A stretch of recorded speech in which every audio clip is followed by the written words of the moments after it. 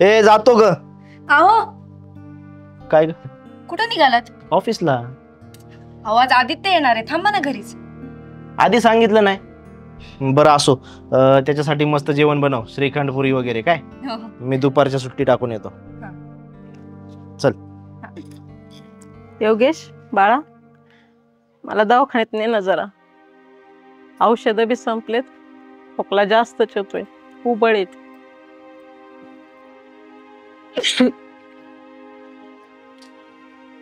झालं यांचं सुरू लगेच.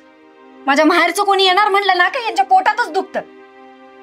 बघा बाबा काय करायचं तुमच्या आईचं, नाही तर पाठवते मी माझ्या भावाला तसंच उपाशी. नको तनतन करू. काय काय काय झालं? कालच डॉक्टरकडून घेऊन आलो ना तुला. त्या दिल्या त्या गोळ्या खा ना.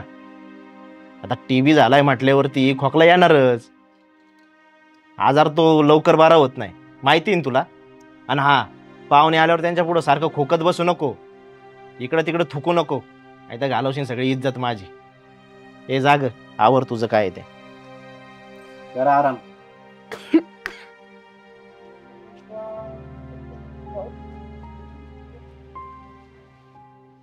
कसं आहे साधी? मी एकदम मजेत. तू कशी आहेस ते सांग. मस्त. व्यवस्थित आलास ना? हो व्यवस्थित आलो. आई बाबाला आणायचं ना रे. अगं तुला माहितीये ना, बाबांना गाडीवर बसता येत नाही, आणि त्यांना आणायचं म्हटलं की आईला पण आणायला लागते. त्यामुळे म्हटलं त्यांना राहू दे. आणि मी कामासाठी आलतो, तुला बोललो ना, त्यामुळं मग त्यांना नाही आटली मी. बाकी काय, दाजी कुठे आहेत? अरे ते ऑफिसला गेलेत. अच्छा, त्यांना सांगितलं ना मी येणार आहे म्हणून? सांगितलं बाबा. आता ऑफिसची कामं कशी सोडता येणार ना. ते बोलले हाफ डे टाकतो आणि येतो. ते काय, म्हातारीला का असं बाहेर ठेवलंय तुम्ही? अरे टीबी झालाय तिला. तुला नाही का फोनवर सांगितलं होतं. दिवसभर नुसती खा खा खा खोकलत असते. मला तर एवढी किळस येते ना, उगाच मलाच काहीतरी व्हायचं.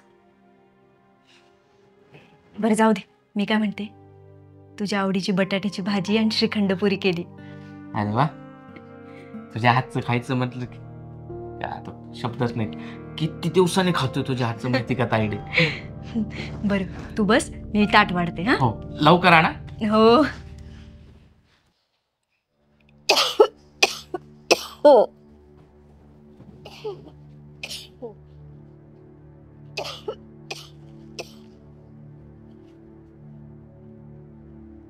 ए ताई,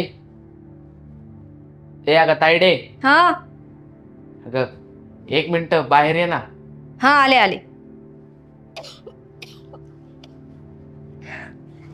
काय रे, काय झालं? अगं ऐक ना, ताट वाढू नकोस, मला फोन आलता, अर्जंट जायला लागेल. ते मीटिंगची वेळ झाली आणि ती पार्टी बँगलोरची ना ग.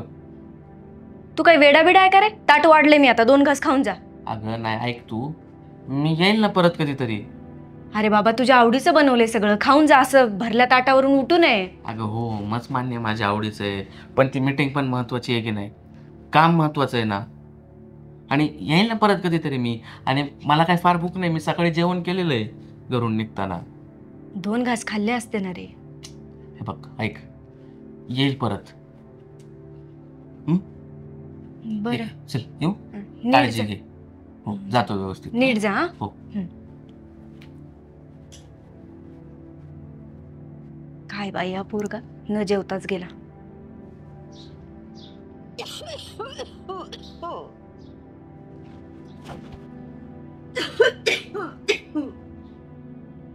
ही म्हातारी पण ना.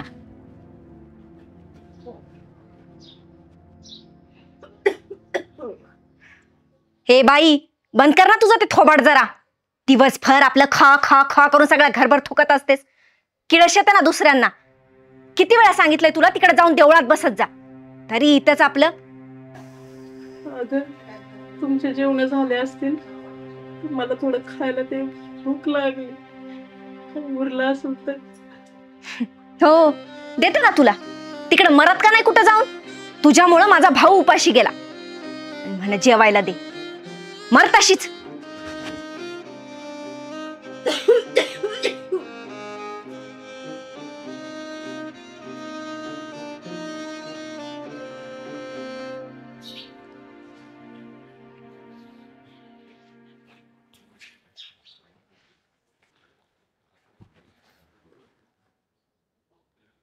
आदित्य नाही आला का ग? आदित्य गेला घरी वापस. का? त्याला सांगितलं नाही का मी येणार आहे म्हणून हाफ डे टाकून? तुमच्या आईला विचारा ना. दिवसभर आपलं खा खा खा. एक माणूस घरात येईना तुमच्या आईमुळे. किती वेळा सांगितलं तुम्हाला तिला कुठेतरी नेऊन सोडा. गेला माझा भाऊ न जेवता. कुठे गेली आई आता? तर मला काय माहित कुठे गेली. गेली असेल खोकलत कुठेतरी. आईनी पण ना डोक्याला ताण करून ठेवलाय मला.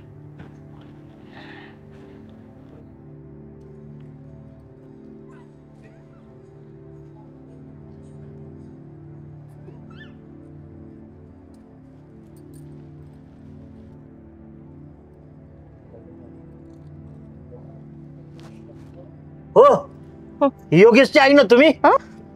नाही योगेशची आई. नाही नाही नाही योगेशची आई.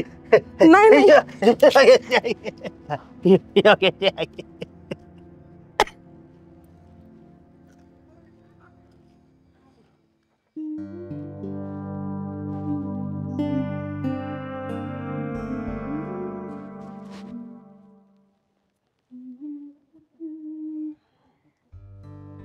किती सुंदर दिसतेस नाही का आज?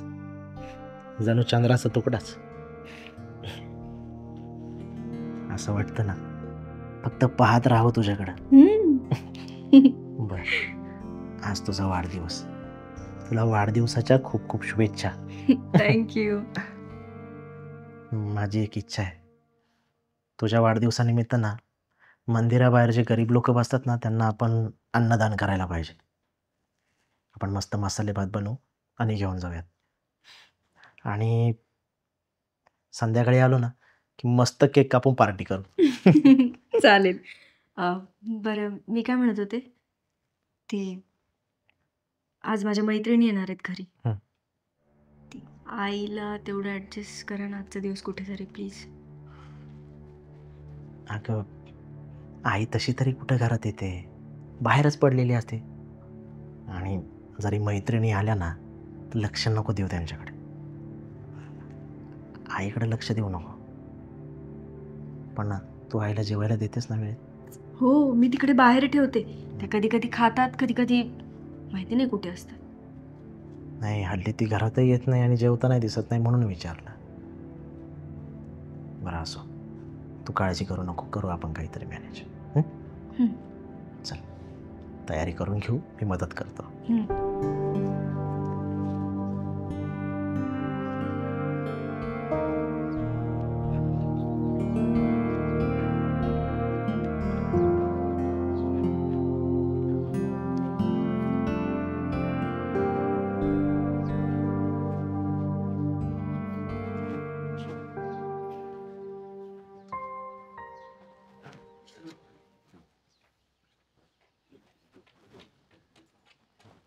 बाबा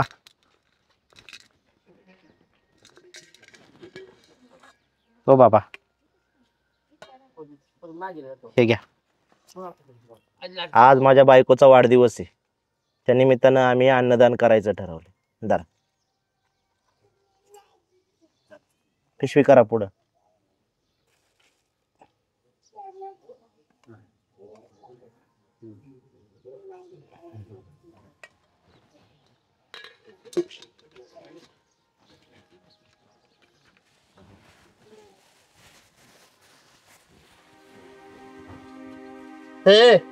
भिकारी वाटलो का तुला?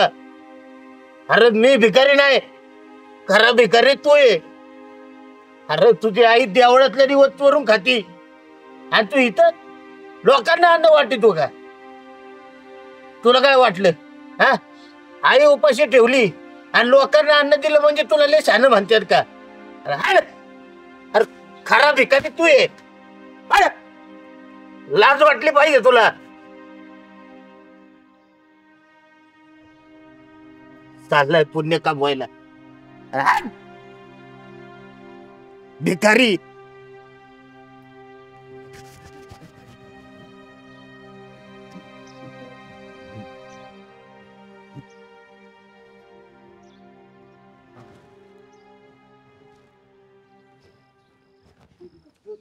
भिकारी पण ना सगळा मूड खराब केला.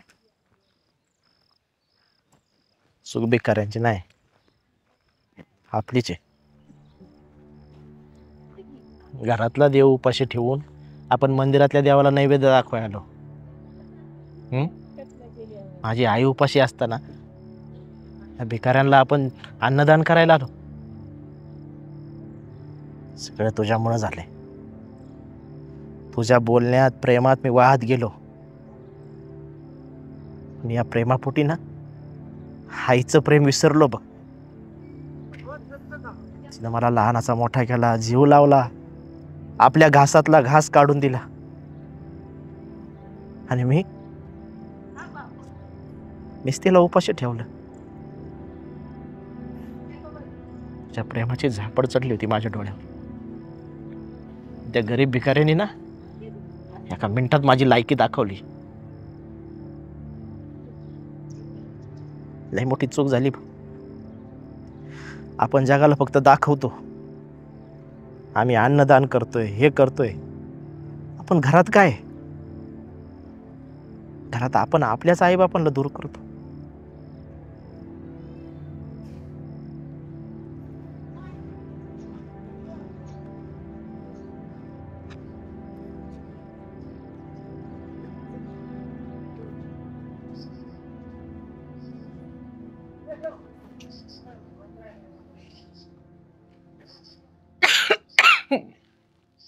हाय, तुला बरं वाटत नाही का ग अजून?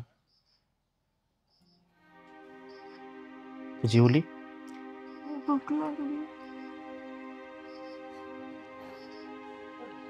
हाय, आमची लय मोठी चूक झाली बघ.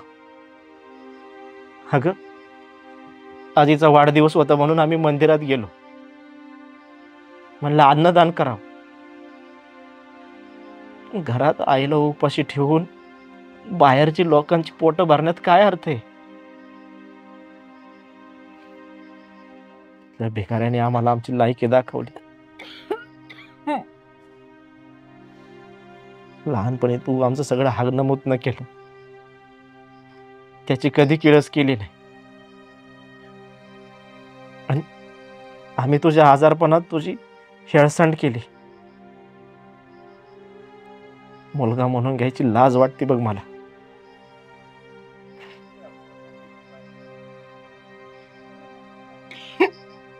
आई, मला माफ कर. मी खूप तिरस्कार केला हो तुमचा. आजारपण का सांगून येतं का? आई प्लीज मला माफ करा. अरे जाऊन दे. तुम्ही चुकले म्हणून आईला चुकून नाही जमत. तुम्ही माझे काल बी लेकरं होते, आज बी आहेत, आणि तुम्ही माझे काळजाचा तुकडा आहेत. चुकलं मागलं, माफ केलं तुम्हाला मी. तुझी जागा अंगणात नाही, घरात. चल.